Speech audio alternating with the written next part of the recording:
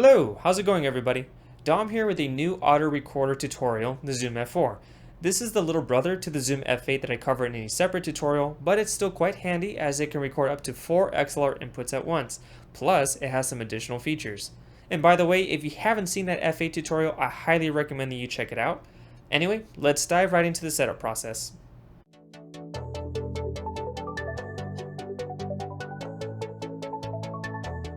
There are some key differences between the F4 and the F8. Let's go over the layout first.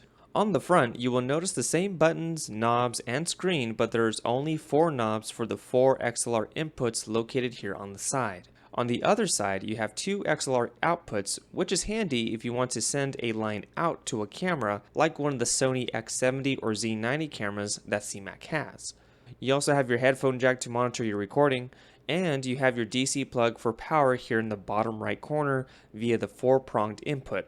So one cool thing about the F4 is that not only can it record 4 native XLR inputs, but it can also support 2 additional inputs via 2 different methods. In the top right corner, you have a small port marked as RTN for return, input 5 and 6. This is useful for if you want to feed a line into the F4 from a camera. Using the return function is ideal when you want to monitor your camera levels on the F4, but they won't be recorded. You can turn this feature on by pressing the button labeled input 5 and 6 on the front of the unit, select input, and then set it to monitor only. The other method is on the back of the unit. You will see a fairly large plastic cover for the mic in port. This is for the use of a mic capsule.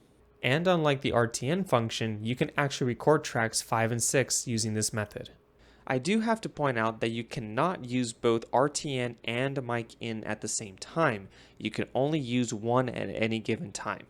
Also on the back, you have the same latch for the battery brick if you want to use AA batteries to power the unit. You will also notice the 2 SD card slots are located just above the brick. I'll go ahead and insert a card now. And just like the F8, you can use SD slot number 2 as a complete backup of slot number 1, or you can record tracks 1 through 6 unmixed on one SD card where each track has their own file, while recording all tracks mixed together as one MP3 file with left and right channels on the other card. Now let's go over the basic setup. After you have supplied power either by the DC cable or the AA batteries, go ahead and hold the power button on the front in the bottom right corner. The button will turn green and the screen will turn on. First thing you're going to do is format your SD card, so go ahead and access the menu by pressing the menu button on the front and using the knob right above it to navigate by twisting left or right and make your selection by pressing the button inward. Remember that formatting your SD card will delete everything, so make sure to back up everything first. Press the menu button a few times to get back to the main screen. I'll go ahead and insert an XLR cable into port number 1.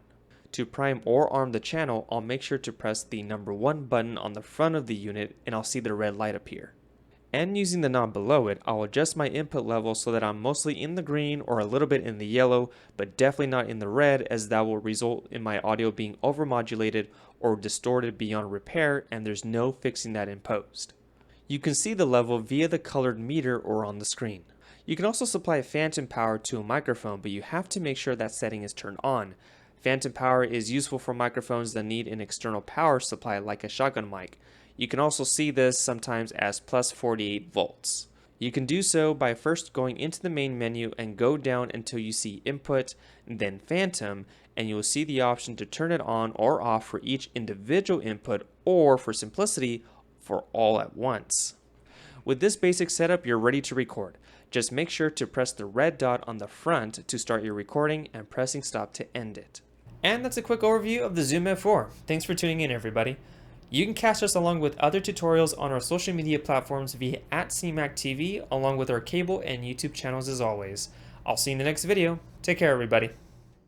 If you like this tutorial, give it a thumbs up and subscribe to the channel, and be sure to check out our playlist of other tutorials. You can stay up to date on all things CMAC by following us on social media. Learn how you can become a CMAC member with access to equipment, editing tools, and other resources by going to cmac.tv.